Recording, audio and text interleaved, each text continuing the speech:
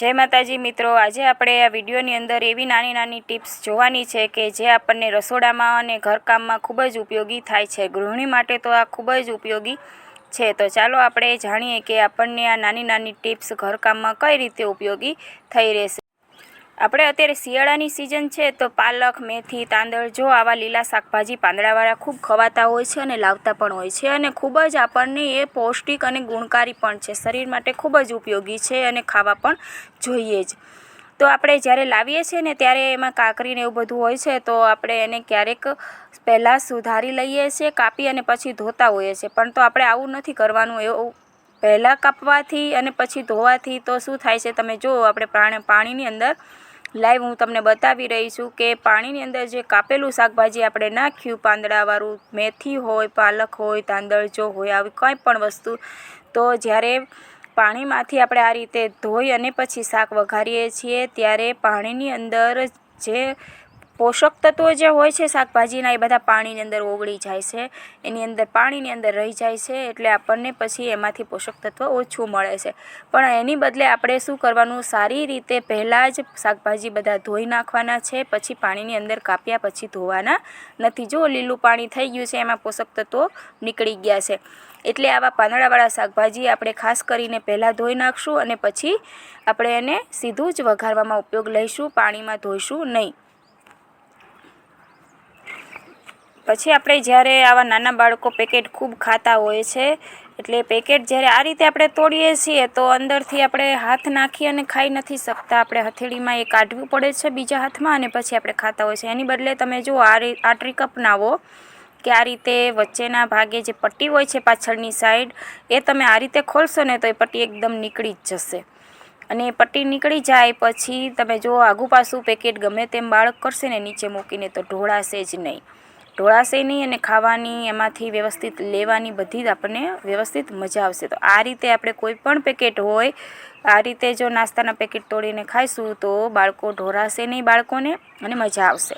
અત્યારે શિયાળાની સિઝનમાં ખૂબ જ પ્રમાણમાં લીલા વટાણા આવે છે અને આપણે આ લીલા વટાણા ખૂબ ખાવા જોઈએ, કારણ કે લીલા વટાણાની અંદર છે ને વિટામિન્સ અને ફાઇબરનું પ્રમાણ ખૂબ સારા પ્રમાણમાં હોય છે। તો હું પણ આવી રીતે લીલા વટાણા લાવી હતી અને આ ફોતરા જે હોય છે ને એ આપણે ફેંકી દેતા હોઈએ છીએ, આનો ઉપયોગ નથી કરતા। આપણે વટાણા દાણા લઈ લીધા પછી ફોતરાને ફેંકી દઈએ છીએ, પણ આજે આનો આપણે સરસ મજાનો ઉપયોગ કરવાનો છે। લીલા વટાણાના ફોતરાનો પણ આપણે યુઝ કરી લેવાનો છે, એને પણ ફેંકવાના નથી, એ પણ આપણા શરીર માટે ખૂબ ઉપયોગી છે। તો ચાલો જાણીએ કે આપણને કઈ રીતે ઉપયોગી થાય છે।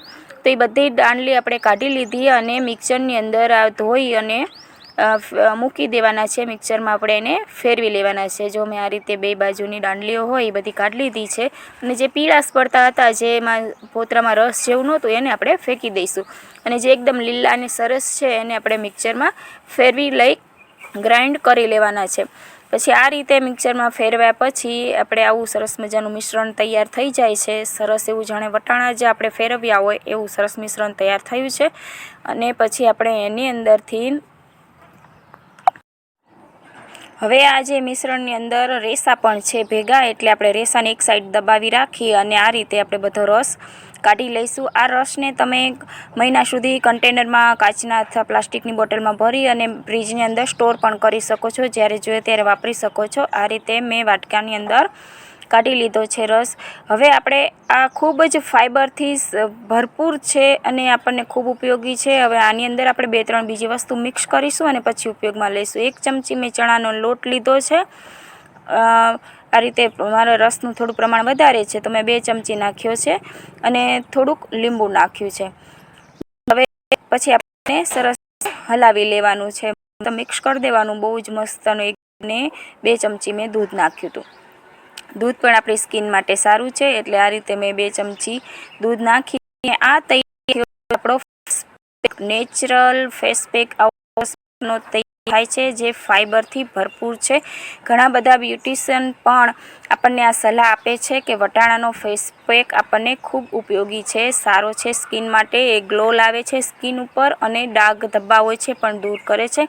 મેં હાથ એપ્લાય કર્યો છે। આ રીતે તમે એને ચહેરા પર, પગ ઉપર, કોઈ પણ સ્કિન ઉપર તમે આનો એપ્લાય કરી શકો છો અને ખૂબ સારું રિઝલ્ટ આપે છે। આ રીતે તમે લૂછી શકો અથવા તો તરત ધોઈ પણ શકો છો, પણ એને સહેજ વાર માટે સુકાવા દેવાનું લગાવ્યા પછી, તો સારું રિઝલ્ટ આવશે। આ રીતે ખૂબ જ સરસ એ આપણને ઉપયોગી છે। બધાના ઘરમાં અત્યારે અળદિયા છે, પછી સુખડી છે અથવા ગુંદર પાક છે, આવું બધું જેને જે ભાવતું હોય તે બનાવીને ખાતા હોય છે। આપણે પણ આજે સરસ મજાનો અળદિયા પાક બનાવવાનો છે। આ રીતે તમે અળદિયા પાક બનાવશો તો ખૂબ જ સરસ અને મીઠો બને છે અને ખાવામાં પણ ખૂબ સારો બને છે। તો આ રીતે મેં અડદનો 500 ગ્રામ લોટ લીધો છે। એની અંદર ઘી નાખી અને ઘીનું સરસ એવું આપણે મોરણ આપી દેવાનું છે, એટલે કે લોટ બધો સરસ એવો ઘી લગાવી દેવાનું છે। અને પછી એમાં મેં 2-3 ચમચી દૂધ પણ નાખ્યું છે। એટલે આ રીતે મુઠ્ઠી ભરે એ રીતે આપણે એને ધાબો દઈ દેવાનો છે, અને ધાબો દેવાઈ જાય પછી આપણે એને 10 મિનિટ માટે રહેવા દેવાનો છે, જેથી ઘી અને દૂધનો ધાબો બરાબર લોટમાં લાગી જાય। હવે મેં બધી વસ્તુ ત્યાં સુધીમાં મેં બધી કમ્પ્લીટ કરી લીધી છે। કાજુ છે, બદામ છે, દ્રાક્ષ છે, પછી મેં 2 ચમચી સૂંઠ પાવડર લીધો છે, અને પછી લીધી છે એલાયચી, અને હવે આ છે જાયફળ, અને જે કોથળીમાં છે તે છે ખસખસ।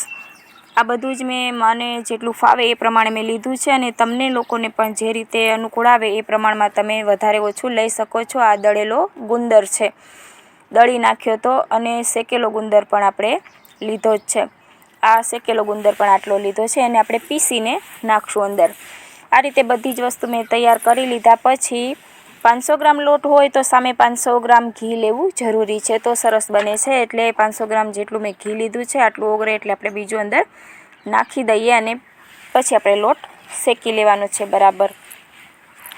હવે આ રીતે બધો જ લોટ સરસ ધાબો દેવાઈ ગયો છે, તમે જોઈ શકો છો। હવે આપણે આ લોટને ઘીની અંદર નાખી બરાબર પલળી જાય એટલું ઘી તો નાખવું જ પડે, તો જ સારો લોટ શેકાય છે। એટલે આપણે બધો જ લોટ અને ઘી 500 ગ્રામ લોટ, 500 ગ્રામ ઘી, અડદનો લોટ છે, આપણે બધું જ વ્યવસ્થિત શેકી લેવાનું છે। બધું સરસ પલળી જાય એવી રીતે શેકવાનું છે। ધીમી આંચે શેકવાનું, ઉતાવળ સહેજ પણ કરવાની નથી, જેથી કાળાશ ન આવી જાય અને એકદમ કાચો પણ ન રહે।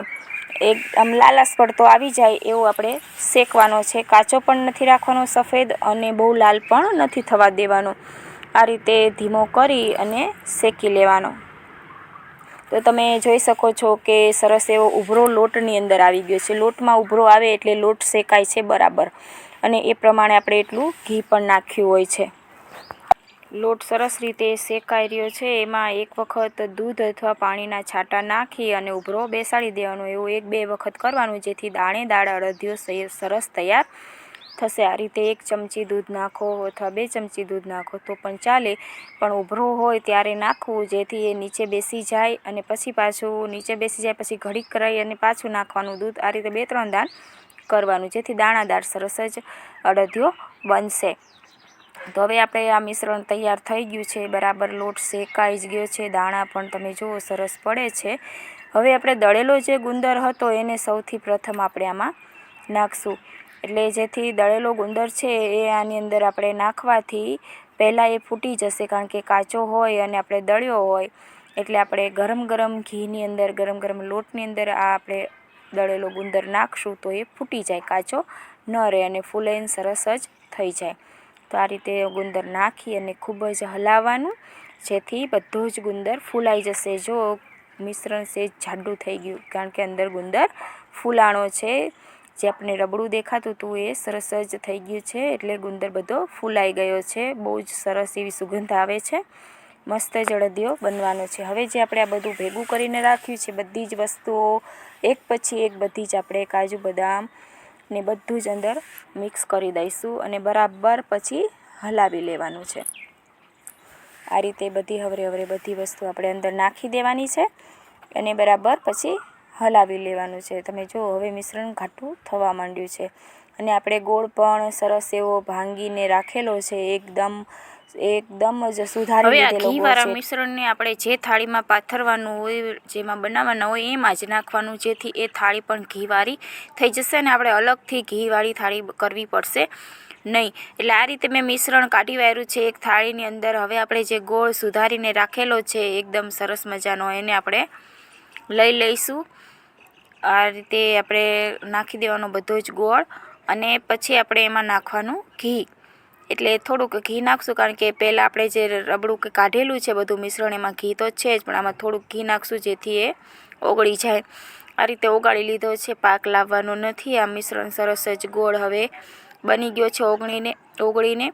હવે આ ઓગળેલા ગોળની અંદર આપણે જે મિશ્રણ તૈયાર કરેલું છે એ બધું જ મિશ્રણ આ ગોળની અંદર નાખી દેવાનું છે. ગેસની ફ્લેમ એકદમ બંધ જ કરી દેવાની છે. બસ હવે આપણું ગેસનું કામ તો પૂરું જ થઈ ગયું છે, અને આ બધું મિશ્રણ આપણે મિક્સ કરવાનું બાકી રહ્યું છે. એટલે હવે આપણે ગોળ અને જે મિશ્રણ લોટનું હતું એ બધું આપણે બરાબર મિક્સ કરી દેવાનું છે. ખૂબ હલાવવાનું છે જેથી ગોળ સરસ રીતે મિક્સ થઈ જાય, અને સહેજ જાડું મિશ્રણ પણ થઈ જાય, જેથી આપણને અડદિયો બનાવવામાં મુશ્કેલી ના પડે. પાતળું મિશ્રણ હશે તો આપણે અડદિયાના જે ઊભા અડદિયા આકાર બનાવવા હશે તે આપણને નહીં બની શકે. તો આ મિશ્રણને આપણે ઘડીક વાર માટે રહેવા દીધું હતું, અને હવે આ બધું જ મિશ્રણ આપણે થાળીની અંદર કાઢી અને પાથરીને એની સુખડીની જેમ બટકા પણ કરી શકીએ છીએ. અને એમ ના કરવું હોય તો આને થોડીક વાર વધારે રહેવા દઈશું, અને પછી સહેજ જાડું એવું મિશ્રણ થઈ જાય બધું જ, પછી જ આપણે એના અડદિયા આકારના કરશું, અથવા તો આને થાળીમાં પાથરીને આપણે એને બટકા પણ પાડી શકીએ છીએ. તો હવે આપણે અડદિયા આકાર બનાવી લઈએ. તો સરસ જાડું એવું મિશ્રણ થઈ જ ગયું છે, એટલે અડદિયા આકારના અડદિયો સરસ બનશે. મેં એની એ જ થાળીની અંદર બનાવવા માટે રાખ્યો છે. જો મિશ્રણ એકદમ સરસ થઈ ગયું છે, જામી ગયું છે, ઘી અને ગોળ બધું જ સરસ જામી ગયું છે, અને અડદિયો બને પણ છે સરસ. જો એના આકારમાં બેસે છે, એટલે કે રેલાઈ જતો નથી, એટલે સરસ જ બની જશે બધા જ.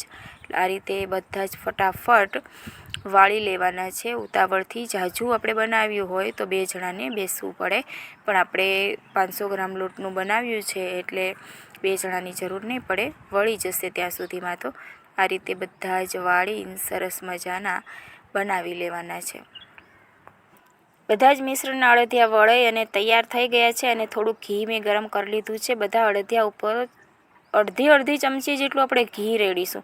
આનું એક કારણ છે, સિક્રેટ વાત છે, કારણ કે કંદોઈ છે ને બધા આવું કરતા હોય. તમે કંદોઈની પ્લેટ લાવો મીઠાઈની, તો એની ઉપર ખૂબ જ ઘીનો થર હોય છે, જેથી એ મીઠાઈ છે ને સુકાતી નથી, અને એવી ને એવી પોચી અને ફ્રેશ આપણને દેખાય છે. તો આપણે પણ આ અડદિયા સુકાઈ ન જાય, બહુ જ કઠણ ન થઈ જાય, એના માટે ઉપરથી અડધી ચમચી બધાની ઉપર ઘી રેડી દેવાનું છે. અને પછી આ મેં ખસખસ લગાવું છું. થોડીક મેં ખસખસ વધારી હતી, એટલે ડેકોરેટ માટે લગાવીએ છીએ, પણ તમે ન લગાવો તોય ચાલે, અથવા તો દ્રાક્ષ છે, કાજુ અથવા બદામ છે, એને પણ તમે ડેકોરેટ કરી શકો છો. આ રીતે આપણો સરસ ટેસ્ટી અને ખૂબ જ સરસ એવો અડદિયા પાક બનીને તૈયાર થઈ ગયો છે. બાળકોને આ કાજુ બદામથી ભરપૂર જે મસાલા વગરનો અડદિયો છે અને ગોળનો બનાવ્યો છે, એટલે આપણને નડશે પણ નહીં, અને ખૂબ જ ખાવામાં પૌષ્ટિક છે. શિયાળાની અંદર આ ખાવાથી આપણને ખૂબ જ ફાયદો થાય છે. તો મિત્રો, અમારા આવા વિડીયો તમને ગમતા હોય તો અમારી ચેનલને લાઈક કરી લેજો